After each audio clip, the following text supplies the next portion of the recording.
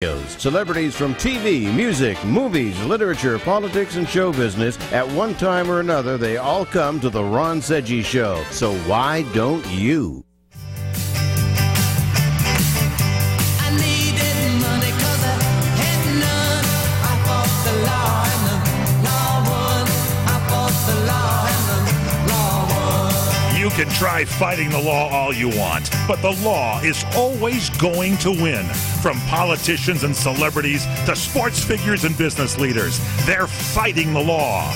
Now, here to sort out the nation's top legal news stories is America's favorite legal analyst, Royal Oakes.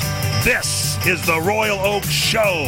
Robbing people with 6 guns. About to go live. I fought the law and the law won. I fought the law and the law won. Thank you, Mike Horn, and welcome to the Royal Oak Show. Hello. And greetings to our co-host, Ken Jeffries. How are you, Ken? Hi, yeah. It's been an interesting week. Oh, my goodness. So much to talk about. Our millennial correspondent, Connor Oakes, how are you? I'm doing very well. Happy to be here as always. We're on the brink of Christmas, so this is a wonderful, exciting season. Yay. And we've got a lot to talk about, top stories. The border shut down. The Coyotes are coming. Connor informed me that the president has been talking about this ecological issue. He's of the very coyotes worried about the environment. crossing the border. We're going to get to that. Yeah. The asylum rules are in jeopardy from the president's standpoint. The Supreme Court has rejected Donald Trump, for those of you who are concerned. RBG from her hospital bed. Yeah. Teamed My up goodness. to reject that. She's ignoring lung cancer to stay on the job. The Flynn sentencing, not your father's sentencing hearing this week, where the judge suggested that perhaps treason should have been considered, although later in the hearing he admitted he didn't really know what the elements of treason were, but that's okay. Who knows? That's okay. And Robert Mueller's boss, who is his boss? Is it this guy Whitaker, the interim Attorney General William Barr? Both big fans of Mueller. Oh, huge fans. Yeah.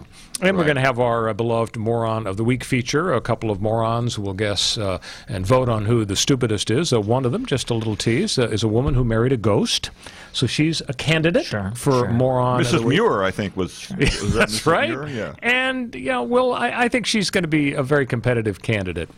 And, of course, we'll have our Guess the Verdict feature, a couple of lawsuits, and one of which involves invisible ink. We'll see if our intrepid panel can guess the verdict. And on the bizarro world front, how vaping is changing the face of America. So you don't want to miss that one. But our top story of the week, guys, the border, actually the economy is shutting down. The government is shutting down because of the border issue. It's all shutting down, really. I mean, the economy's sliding, the stock market's collapsing. Actually, the economy's doing all right still. The stock market's not keeping track is the problem. And Trump has been asking, apparently, some people whether or not he has the legal authority to fire the head of the Fed. That blows my mind. That is like the most, the ultimate like economic version of separation of church and state is the separation between political elected officials and the Fed. But he's got the right to fire the chairman of the Fed, doesn't he? Or does he? Well, I don't know. And like I say, the only thing that he's been inquiring, from what I've seen this morning, the flashes on my phone, right. But according to, I guess, some various news agencies, he is inquiring about whether or not he has the authority to do it. All right, so let's back up. I have heard two versions of just how far we have descended in terms of the stock market. I heard one person say December 2018 was the worst month since 1931. Yeah, that's not a good comparison year. And I saw a headline saying it's the worst December since 2008 when the economy crashed. I heard both, too. Either way, it's terrible. But now, you said something a minute ago that was a glimmer of hope, Connor.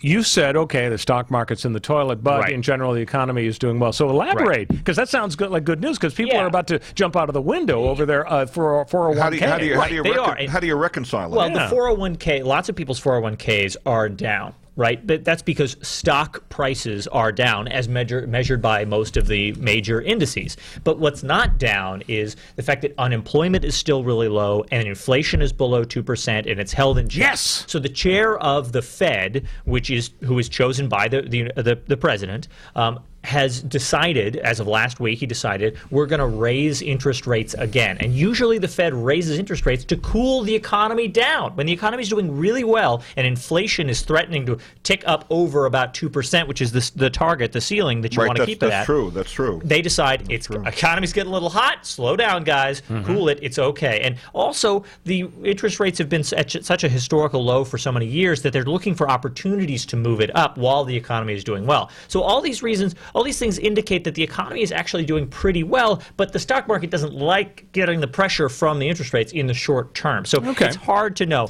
Plus, we're just so unsure. Politics and the uncertainty that politics can create the sometimes. market hates uncertainty. Exactly. It puts pressure on markets. And the market can't really be certain which year Trump will be driven from office. Yeah, exactly. That's the source of their uncertainty. To the back of a mule, naked, tarred, and driven out of let's talk town. about the shutdown of the government. The most powerful political empire on the planet has ground to a halt. Well, it's a partial shutdown. 15 months ago. Let's be clear. Oh, really? I didn't know that. Partial. I thought it was total. I mean, No, obviously, emergency technicians aren't going to stop saving lives. I think it involves a quarter of the government. It's about 25% of the government. Well, that doesn't sound too bad. It is. So here's my question. It really is. TSA, Border Patrol, Is it smart for Trump to have arranged the situation where, you won't give me my $5 billion for my wall?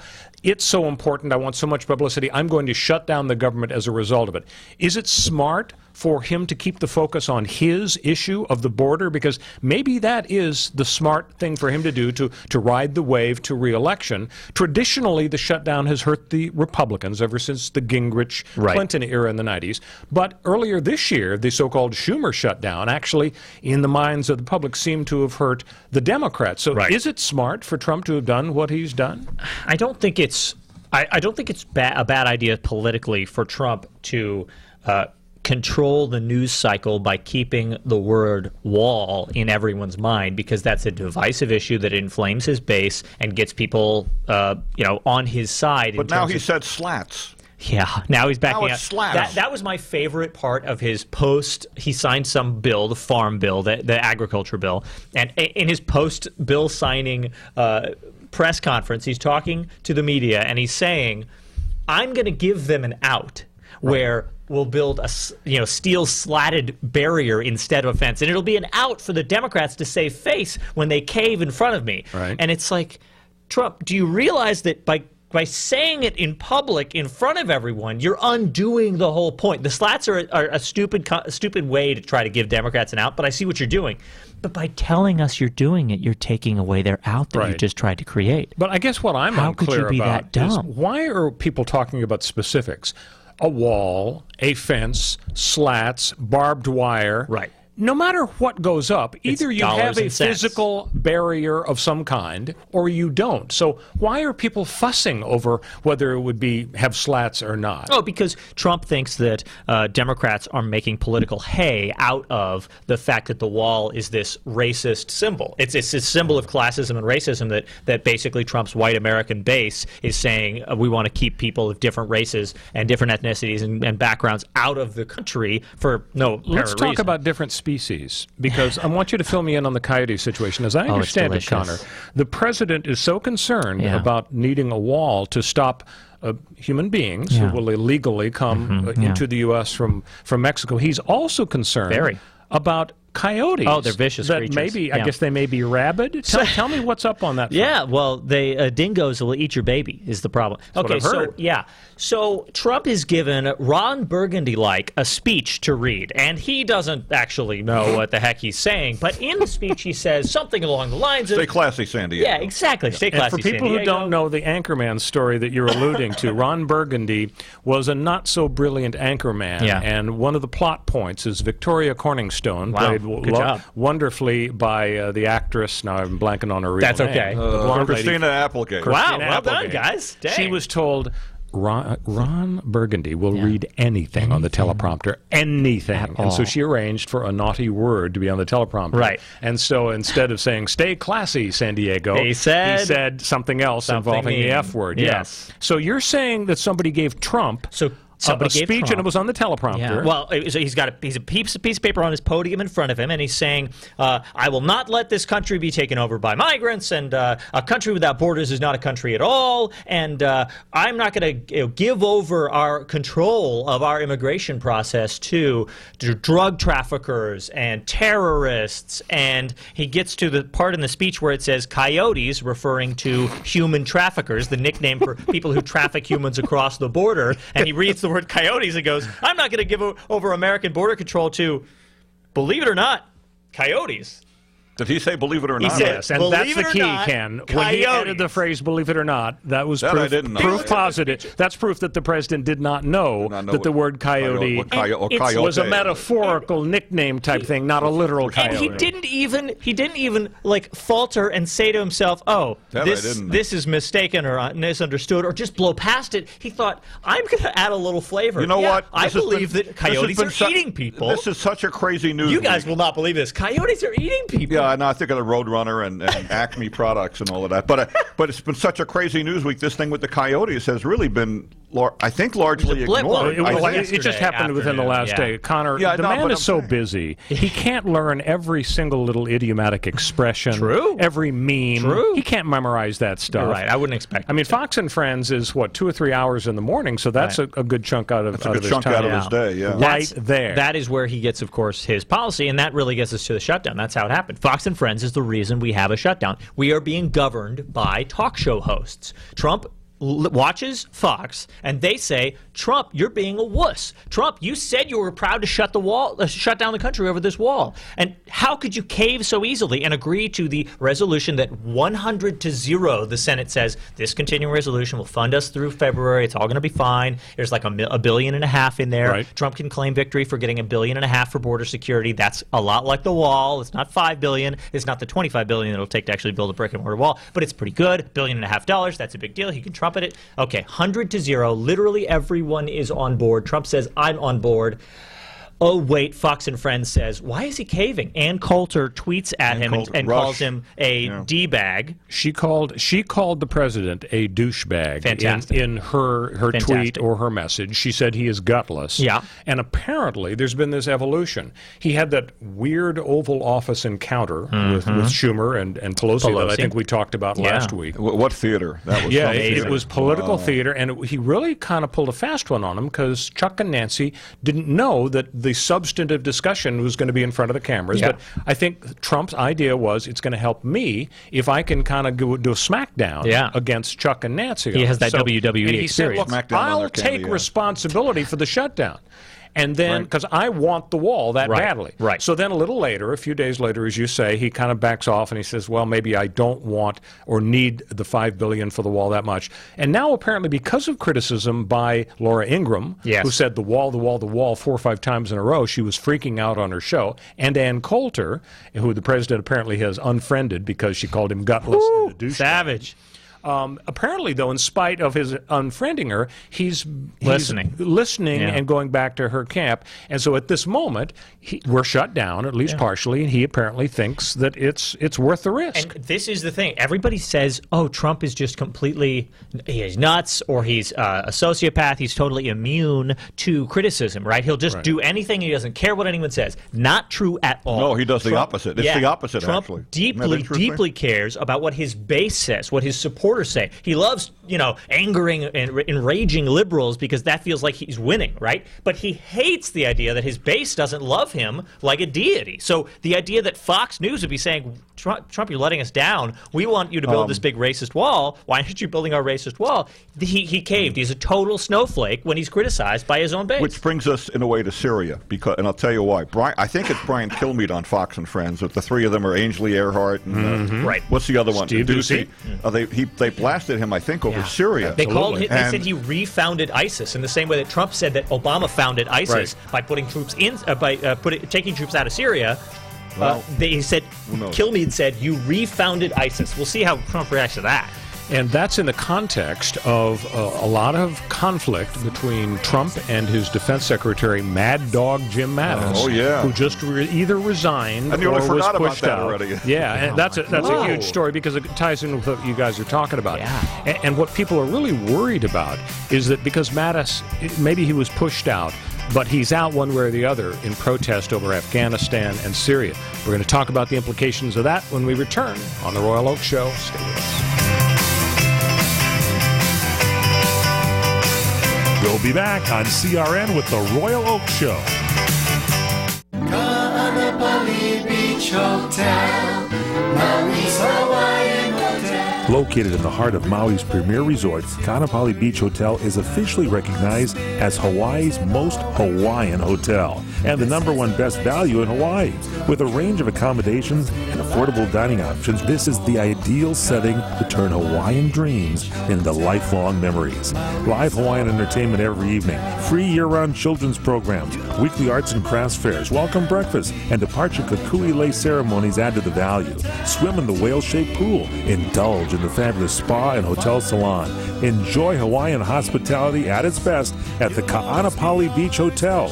Call 800-262-8450 or go to kbhmaui.com. That's kbhmaui.com. Aloha. Kaanapali Beach Hotel, Maui's Hawaiian Hotel. When you really want a new year to remember, you have got to get to Columbo's. Columbo's Italian Steakhouse and Jazz Club, Colorado Boulevard, Eagle Rock. It's that little neighborhood place you wish was down the street from you. Revelers of the world, heads up. It's not too late to plan the triumphant arrival of 2019 at New Year Central Columbo's. 323-254-9138. Do it right. What good is a New Year's without champagne and a meatball, I ask you? New Year's at Columbo's. You haven't lived until you've done it right. Great food, scintillating steaks, the freshest fish, Colombo family Italian specialties, party favors galore, and jazz to help bring in the new year on a festive note. And it won't break the bank. 323-254-9138. A Los Angeles tradition, especially on New Year's Eve. Columbo's, that little neighborhood place you wish was down the street from you. Columbo's, Banja. Columbo's. Happy New Year! Hi, everybody. Michael Horn from CRNTalk.com. You know, we provide you with the best in talk radio. 8 channels of talk radio, from radio on the left, radio on the right, sports talk, business talk, religious talk, Spanish talk, you name it, we've got talk radio for you. All at CRNTalk.com. Well, now we'll bring you video as well as audio. That's right. Watch your favorite shows like The Robert Conrad Show, The Fred Dreyer Program, What's Cooking Today, What's Cooking on Wine, The Lounge, and so many other shows in video right at our website, CRNTalk.com. You can also watch us on Roku. Just search CRN Talk, and you can watch us on Roku on any TV anywhere in the world. Also on Facebook Live. Go to Facebook.com/CRN Digital Talk. Facebook.com/CRN Digital Talk. Roku, search CRN Talk. Check us out on Tiki Live and at CRNTalk.com. Video for you talk fans, all from CRN Talk. Welcome back to the Royal Oak Show with our co-host Ken Jeffries and our millennial correspondent Connor Oakes. We're going to get to Syria and Afghanistan in a minute. First, however, we got our feature Moron of the Week. We want to talk to you about our first of 2 candidates, but also I want to make an announcement. We're going to have an anniversary show in a couple of weeks. It's going to be our diamond anniversary, Nice. 75th show. And so you remember Johnny Carson used to have anniversary shows where I he would did have, not know that. No, I did. have clips. Hey-o. Have Ed Ames throwing the tomahawk and so We on. have clips. We have clips. We have compiled the best moments, The best of the first best. 75 episodes of our efforts here, guys. So Can't wait. Matt's going to help us put that together. We're going to have that on in a couple of weeks, so that's something to look forward to. And also to look forward to our Moron of the Week candidate right now. We told you it's about a woman who actually married a ghost, but there's an update. There's a marital update. She married the ghost of a 300-year-old pirate. She is now sadly revealed they've split up. Amanda Sparrow Large is her name. Amanda Sparrow Large. She married Jack Sparrow? Is that Probably. I think that's where she got the name. She's 46. I'm not fat shaming her name actually is large. She legally married the Haitian pirate, a shaman priest, married the two of them. Okay. She said she was tired of the physical world men she'd been meeting. The pair got married on a boat off of the Irish coast in international waters, so it sounds legal. She says, I'll explain in due course, but for now I just want to say, be very careful when dabbling in spirituality. It's not something to mess with. She paid a whopping $7,000 to change her name legally to Sparrow and worked as an impersonator of the Pirates of the Caribbean Wait, it cost $7,000 to change her name? Where does this one live? Disney. She worked as an impersonator of the pirate. What was she, like a puppet? One of those things, I don't know. See, my concern is we can't call her a moron of the month for having married a ghost pirate, and then also call her a moron of the month for having divorced the ghost pirate. That's a dilemma. One of those decisions was good. That's going to be a tough call for you guys to make when you vote later. She changed her appearance, replica tattoos, dreadlocks, and gold teeth fitted to look like the character. Awesome. She gave tips to people about having ghost sex sessions. Spiritual sex is all about being able to feel the energy. It's got nothing to do with self-pleasure, she said. Gross. So although it can be attempted from any position, she said, missionary is probably best to start with because it's easier to feel their weight and take it from there. Oh boy, you know what she candidate number one of the week.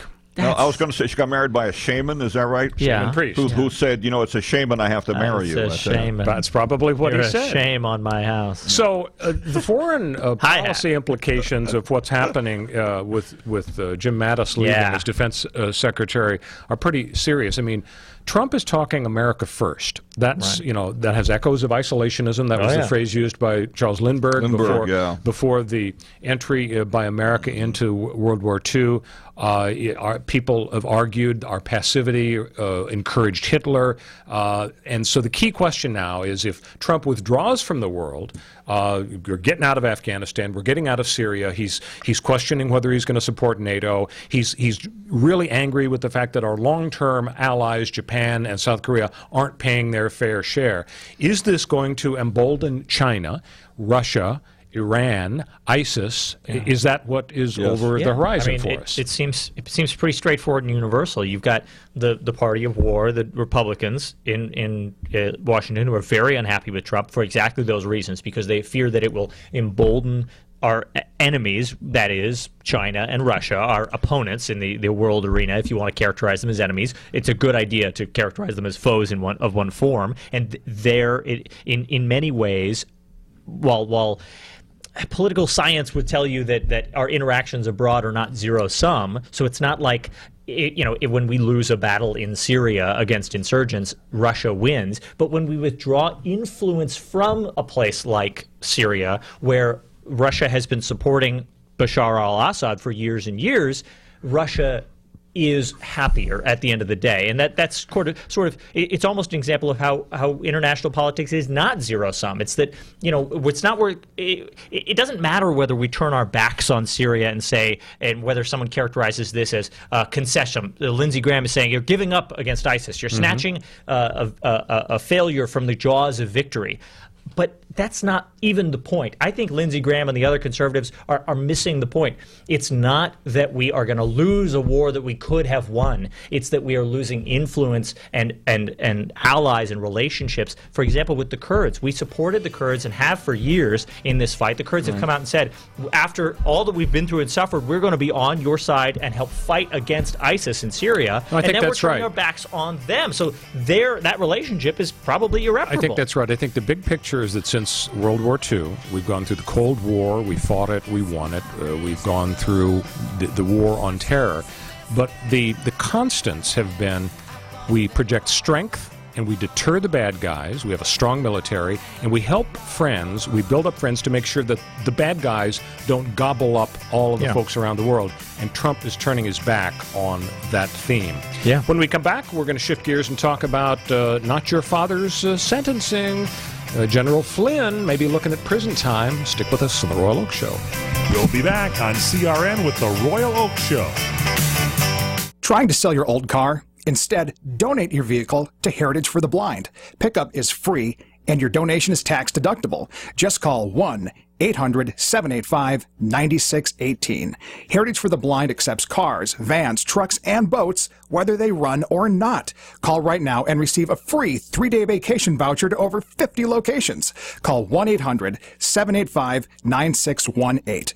Donate your car today. That's 1-800-785-9618. Were you scammed into signing a timeshare contract? And did you miss the part that said you have to pay for your great idea? Not only for the rest of your life, but when you're not here anymore, you get to pass this turkey onto your family for them to pay for the rest of their lives. Thanks, Dad. Don't burden your family down the road, and don't be stuck with expensive timeshare payments forever. Get out of your bad idea timeshare contract guaranteed, or pay nothing. Call Resort Release today and learn for free how their timeshare exit team can help you legally exit your timeshare contract. They've helped thousands of people, and they're A+ rated with a BBB. So if you feel scammed, get mad and get out of your expensive timeshare contract right now, guaranteed. Call NOW. 800-716-9903. 800-716-9903. 800-716-9903. That's 800-716-9903. Holiday party? Feel the spirit at Angelo's and Vinci's. Check out our festive banquet rooms. Call 714-879-4022 and schedule your holiday party today. And at Angelo and Vinci's, we have your holiday shopping covered. Gift certificate. One size fits all. Enjoy great food from the 2018 Best Italian Restaurant in Orange County, California. Feel the spirit at Angelo and Vinci's. Plan your holiday party. Dine nightly. Enjoy champagne Sunday brunch for just $21.95. Give our holiday gift certificates. And visit our Italian town square with Christmas tree and holiday decorations. It's all at Angelo's and Vinci's Restaurante, 550 North Harbor Boulevard in Fullerton, California. Call 714-879-4022. At Angelo's and Vinci's, we ask, how many glasses of wine does it take to have a Merry Christmas? Enjoy the research.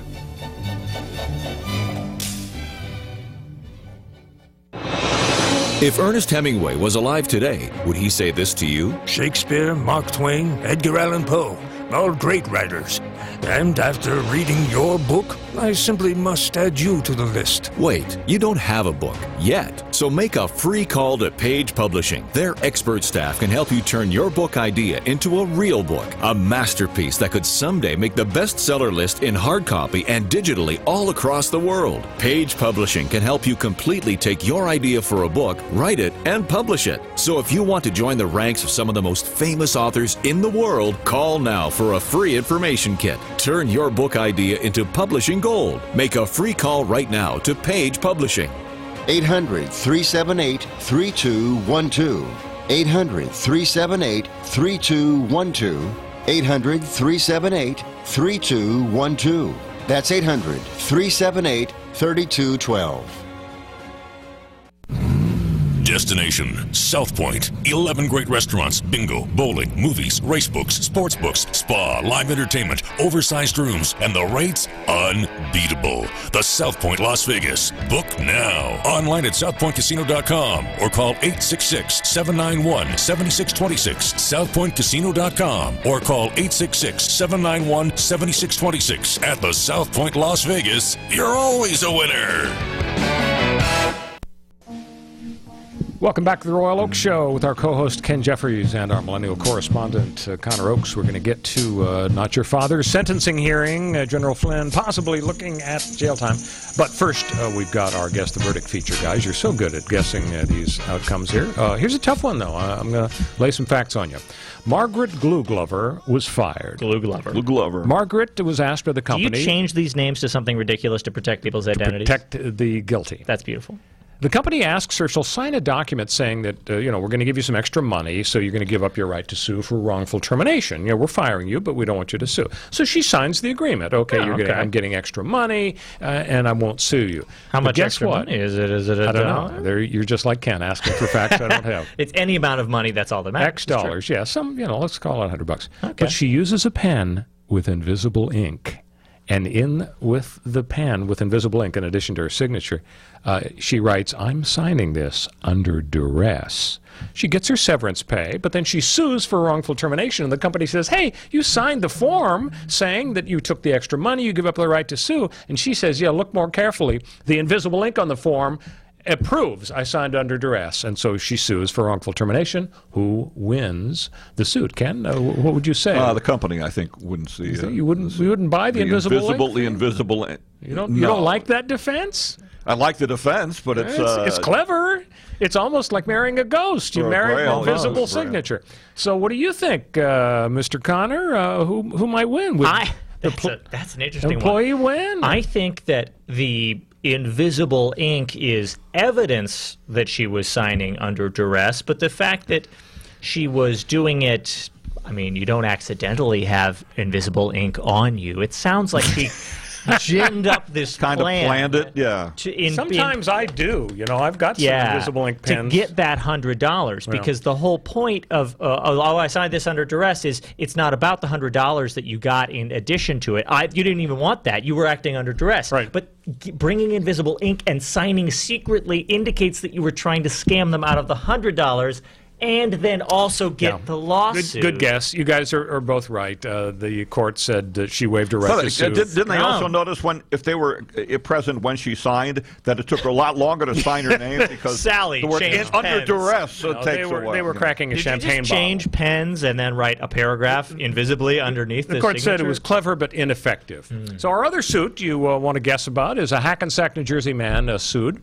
Did you change the name of that town to something ridiculous to protect the town? It used to be Trenton, New Jersey. I changed it to Hackensack. He sues because a restaurant brought him a regular espresso instead of decaf espresso. I didn't mention he's a lawyer. He sued because he claimed he had heart pains, paid a visit to the hospital, had a heart attack 2 years after the espresso incident, and the restaurant said the complaint doesn't amount to a hill of beans. And so who wins the big lawsuit, lawyer versus espresso restaurant? What's your guess? I don't know if a heart attack 2 years out can be traced back. I drink a lot of coffee, and when I drink too much caffeine, oh boy, it definitely, you feel it, you definitely haven't sued feel anybody? it. But 2 years later, I couldn't tell you that there were any lasting effects. Little flaky. Okay, what about you, Ken? How would you vote on this? Yeah, I agree. I agree with the espresso. He really should have had that heart attack sooner. That would have been good advice. Well, you're both right. The lawsuit was dismissed. So, General Flynn comes in as National Security Advisor. I think he was in the job a week or two before he was fired for lying to Mike Pence. And you don't lie to Mike Pence and get away with it. And that's the truth. I couldn't believe the unanimity of opinion among the legal analysts. Judge, what's his name? Sullivan? No. On Fox? On Fox. Napolitano? Yeah, Napolitano. Oh, man. Somehow I didn't know his name. He and two or three other analysts that I saw said absolutely Flynn is going to get 0 jail time. He's got no priors. It is a 0 to 6 month sentencing guideline deal for lying to federal investigators. It was a process crime, not a really substantive crime, like a parking ticket. And most importantly, the prosecution was saying, Judge, give him 0 time behind bars. Well, guess what? He runs into hanging Judge Emmett Sullivan, and this guy was really angry, and he raked General Flynn over the coals. He said, you were there in the White House. And you sold out your country. You sold out your country. There were 2 little mistakes that the judge made. One was he said, well, you were an agent for Turkey at the same moment you were National Security Advisor in the White House. And then a little later, after the law clerks explained to the judge, actually he quit the Turkey job before he became National Security Advisor. The other problem that I had with what the judge did was he said to the prosecutor, did you consider charging this man with treason? Treason. And the prosecutor was flummoxed. He said, oh, Your Honor, no. We didn't consider that. Well, then the judge had to admit, well, I don't actually know what the elements of treason are, so I'm not saying that he committed treason. Where does the judge get off with an international spotlight suggesting the possibility that this guy Flynn committed treason when the judge admits he didn't even know himself what the elements of treason were? Well, I mean... These judges, they act like they're little kings in their little courtrooms, and, they sometimes probably get carried away. So not excusable. It's so just you're a not common practice. you're not arguing that Flynn should get zero time, should you? Because I know from past shows you're somewhat critical of I think the Trumpsters who bent the law, and the law won. Flynn should be hung from his wrists, but he definitely should get some jail time, and so I'm with Sullivan on that. I just can't imagine. Even though the prosecutors say no jail time. Yeah, I agree. But here's the problem: the judge is trying. I think he's trying to squeeze Flynn because what he said, even though Flynn said sentence me today, sentence me today, the judge go cooperate more. Yeah, go cooperate more. Now Flynn has met 19 times with Robert Mueller's people. Yeah. What more is he going to be able to say to them? Christmas list. Yeah. Now, if you dip back into your legal history book, Ken will remember this, having lived through Watergate. Remember, the burglars appeared before Judge Sirica, Maximum John Sirica, and he started handing down like 5- and 10-year sentences for this third-rate burglary, and then he said to the burglars, of course, if you boys would cooperate a little further, we might be able to talk about those sentences. Well, James McCord got the message, wrote a letter to the judge saying, guys in the White House urged me to lie. You should look more into this, Your Honor. And guess what? He ended up with a 4-month sentence instead of years and years. Listen up, Flynn. I wonder if Judge Emmett Sullivan is trying to send the same kind of message to, probably. to Flynn. Probably. I mean, but like you said, how much more helpful could he really be unless the judge somehow knows of something that he thinks that Flynn knows about that he could make further. I mean, all of Flynn's contacts with Pence are the big deal, right? Because Pence is the one who chose Flynn. So it's possible that Mueller and maybe even Sullivan, though it's not like they're coordinating, are thinking that there's a connection between Pence and Flynn that goes deeper than the one that we know about, where Pence said, well, you know, I'm just a hometown podunk governor, but you should pick this general to be your, you know, like the national security advisor. Why? What's the connection there? How are those two people connected? And if there really is more of a connection there, then you can tie all this Trump stuff to Pence stuff, which gets them both out at once. In a theoretical world where we're eventually thinking about indictment or impeachment or something like that, that is the sort of, I think, a lot of people's suspicion because of that weird Pence-Flynn connection. Let's talk, guys, about the asylum situation, because it's really interesting because it fits into the feud between the president and the Chief Justice of the Supreme Court. Yeah.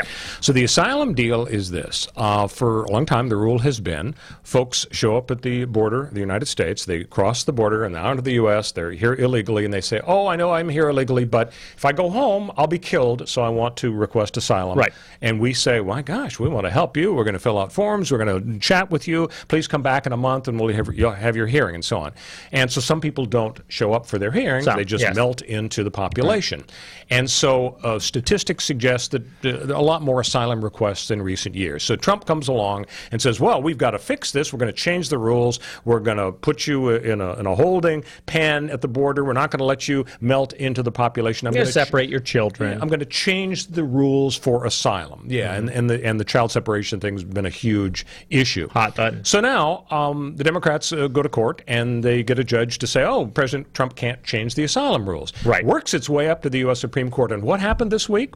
5-4 against Trump on the asylum. The 4 liberals plus Chief Justice John Roberts. Yeah. I'm wondering if we're seeing the stirrings of a Souter, a David Souter, appointed by a Republican, and he ended up being a really progressive, very liberal, solid liberal vote. You see Chief Justice Roberts, who twice has saved Obamacare, not exactly, you know, a Goldwaterite, and he's in a feud with the president. The president is trouble. There are Obama judges and all these biased judges. Right. And what did the CJ? That's a good point. And now, you know, that's why all the concern maybe now, especially with Ruth Bader Ginsburg and what happens, you know, what happens there. There's no better way to prove that there's no such thing as a conservative judge or a liberal judge than for Roberts to flip to become a liberal judge after having been appointed by Reagan. That's the ultimate way to stick it to Trump and everybody who says that the judiciary can't be independent. Well, I think it's stupid for Donald Trump to pick a fight. It's like they say you don't pick a fight with a company that buys ink by the barrel. Yeah. You also don't pick a fight with the judiciary when they decide whether, you know, you get impeached or you get convicted of a crime. Feeds. Yeah, exactly. I think with Chief Justice Roberts, it's all about his legacy. Yeah. He knows knows that people ask, what did the Warren Court stand for? They'll look back and say, what did the Roberts Court stand for? Yeah. And I think he doesn't want people to say, oh, yeah, John Roberts, he voted with Clarence Thomas a lot. I don't think that's what he wants as a legacy. You're right. So yeah, I think that, as you say, Ruth Bader Ginsburg's health that's a deal. is That's an huge. issue now, unfortunately. It's a deal breaker because as one of the 4 liberals, if the president is able to replace her, then even if Roberts were to totally flip and Then it go with wouldn't the matter. liberals every single time, you got 4 conservatives plus the replacement for Ruth Bader Ginsburg, and then Katie Barr the door. And we've got another opportunity for Roberts to lay a smack down on the conservatives, an easy opportunity coming up for them to, the Supreme Court, to reverse the Texas District Court judge by changing his Obamacare decision in some way. And as you put very adeptly in the media recently in discussing this issue, the most likely outcome is that Roberts says, Judge, you're wrong. This Obamacare mandate part is severable. We can get rid of just that and yet keep all the other aspects of Obamacare, saving Obamacare for a 3rd time. So that could be coming down the pike, too. Another opportunity for Roberts. So let's talk about the Robert Mueller investigation, because there's some interesting developments in terms of the Attorney General position. Of course, Jeffrey Sessions, sadly, is history. We don't have Jeff Sessions to kick around anymore. Loved listening to his Alabama accent. And so his replacement for a while now, the interim AG, is this guy Matt Whitaker. And Matt Whitaker is on record saying this is a witch hunt, the Robert Mueller stuff. Now, he's just interim. He's not going to be the real Attorney General. Who do we want as the real Attorney General? The President has picked a guy named William Barr. William Barr was Attorney General under George H.W. Bush in the early 1990s. And so he's an old hand, a friend of the Republican administrations, and so he will be voted on the Senate. How did he pop up and get on people's radar screen? I think about 9 months ago, he sent an unsolicited memo to somebody in the administration saying, this obstruction of justice concept that Mr. Mueller seems to be focusing on, it doesn't seem to make sense. I mean, the chief executive has the right to fire anybody he wants for any reason, unless it's a racially discriminatory reason, I guess. So, how can President Trump be guilty of obstruction of justice with the suggestion that maybe he was concerned about some Russia investigation? So Barr made known his views. So Barr now got himself a job interview for the AG role. So now we have Robert Mueller, who under this series of regulations is at some point going to have a report, and he will present it to his boss, the guy who supervises him, namely the Attorney General of the United States, or the interim, if we don't have the real one yet. So the question is, are we all okay with, is it fair for either Whitaker or Barr to be the recipient of the Mueller report and the person who acts on it, namely makes it public or not, or says approves an indictment or issuance of subpoenas? And I think this is the fundamental problem with our sort of how much power the president has. We might have a special counsel that we've created by Congress has created that position, but that position, despite being independent and special, it still got a boss, and that boss is still appointed by the president. And so you've got danger that this report will not come out. Now, what is actually going to happen? The Democrats who are running the House will subpoena it. Yeah, and that's actually it kind of solves this problem. But even if it didn't solve that problem, can you imagine if at the end of this 2-3 years basically of all this nonsense building about Trump and Russia, if Mueller says, I handed the report over to Whitaker and it's just sitting on his desk and the American people can't see it, it's not going to go over. It's just not going to work. It's not going to fly. There's no way that we would allow that to happen. Yeah, I agree, and I think, it's gone through an evolution. In the 1970s, during the Watergate situation, we had what was called a special prosecutor. That's how we got Archibald Cox, somebody who came in. And the reason you need a special prosecutor is if somebody's accusing the executive branch, the president and his men, of improprieties, you can't have the president's own Department of Justice investigating their boss. Yeah. You have a special prosecutor. We fell out of love with the special prosecutor concept, so it was it expired in the late 70s, or it was rejected. So then we have the independent counsel who came along. That was Ken Starr, who looked into the Whitewater scandal involving Clinton, and that was a person appointed by a 3-judge panel. Then we fell out of love with the 3-judge panel idea, and now instead we have just a regulation of the Department of Justice. But the bottom line is, you have an independent person who was appointed in the form of Robert Mueller, and yes, he reports to the president's own guy, the Attorney General, but you have all these checks and balances in terms of Congress poking around and the public and the media poking around. So inevitably, yes, the president's own guy is the boss of Mueller in a way, but Mueller is driving the bus. Yeah, we may have come until he gets fired. That's yes, true. But the regulations say he may only be fired for good cause. So if, for example, the Attorney General tried to fire Mueller, he'd have to be able to explain and justify why that is true. Yeah. When we come back, we're going to talk about capital punishment. Jerry Brown is in a very interesting situation. He's about to finish his 16th year as governor. Admittedly, they weren't 16 in a row. He was in there from 74 to 82, and now for the last 8 years. There are 740 Californians on death row right now, and some people are saying, Jerry, as your last official act, commute every sentence to life. He may well do that. Stick with us on the Royal Oak Show. We'll be back on CRN with the Royal Oak Show. You're experiencing pain, back pain, shoulder, elbow, or hand pain, pain from a sports injury. If so, schedule a visit with Dr. Michael Sheps, the leading expert in laser therapy for pain management. Call 310-873-4422 or go to drsheps.com.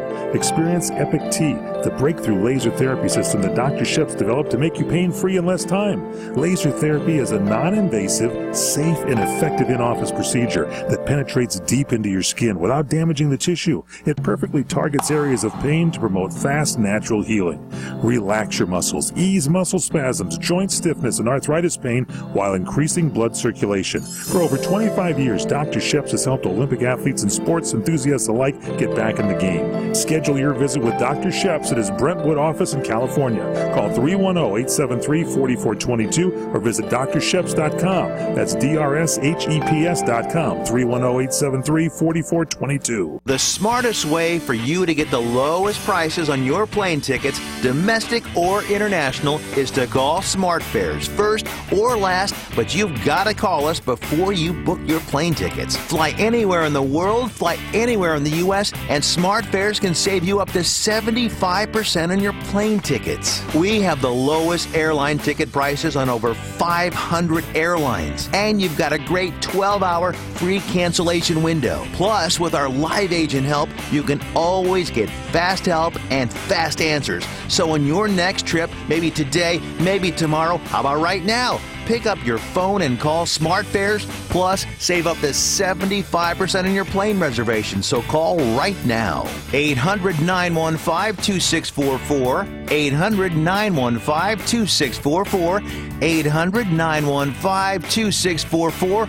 800-915-2644.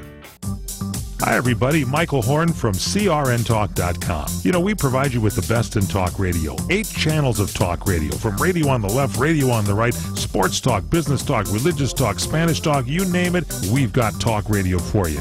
All at CRNTalk.com. Well, now we'll bring you video as well as audio. That's right. Watch your favorite shows like The Robert Conrad Show, The Fred Dreyer Program, What's Cooking Today, What's Cooking on Wine, The Lounge, and so many other shows in video right at our website, crntalk.com. You can also watch us on Roku. Just search CRN Talk, and you can watch us on Roku on any TV anywhere in the world. Also on Facebook Live. Go to facebook.com/CRN Digital Talk. Facebook.com/CRN Digital Talk. Roku, search CRN Talk. Check us out on Tiki Live and at CRNTalk.com. Video for you talk fans, all from CRN Talk.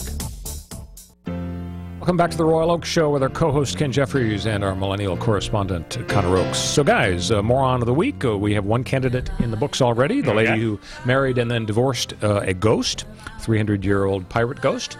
Here's our second candidate. We'll see who the stupidest person of the week is. His name is Kevin Parker. He's a state senator in New York State, and he's kind of in a feud with a Republican staffer over some issue about welfare or something. And so he sends a tweet saying that the staffer should kill herself.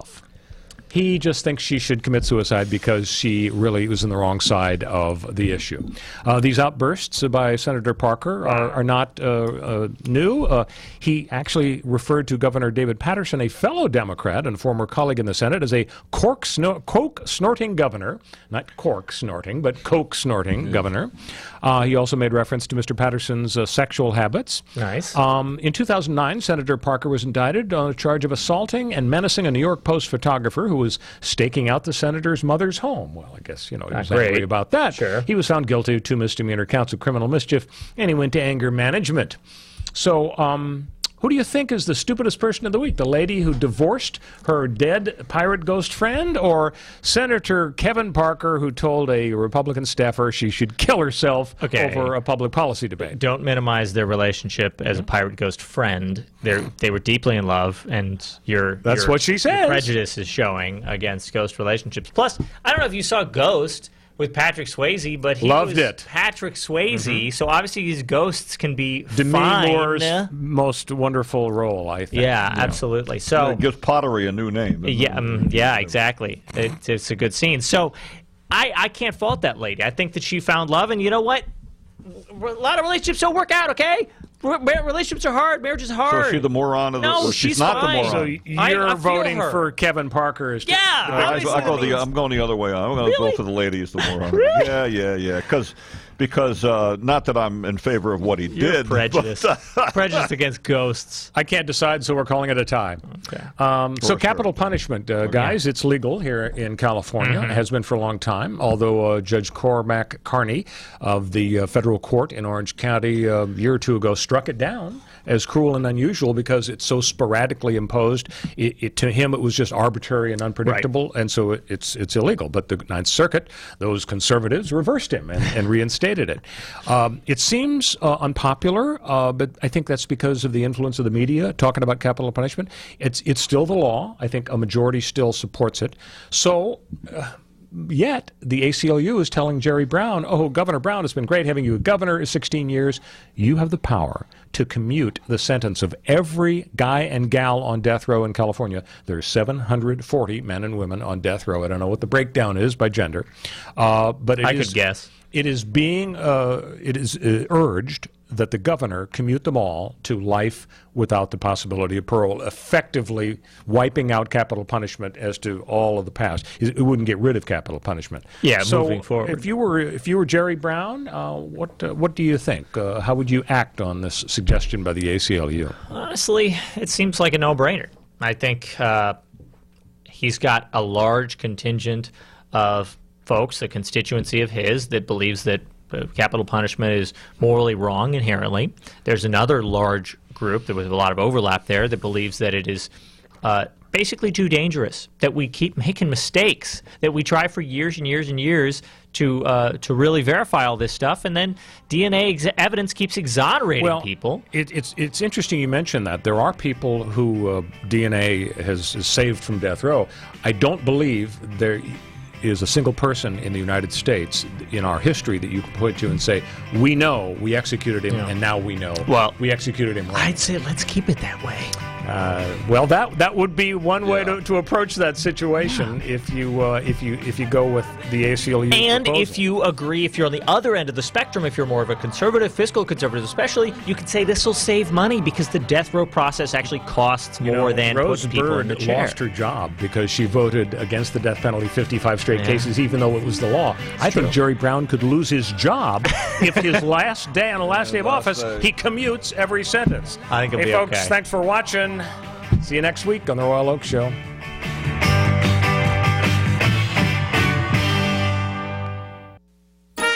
Enjoying all your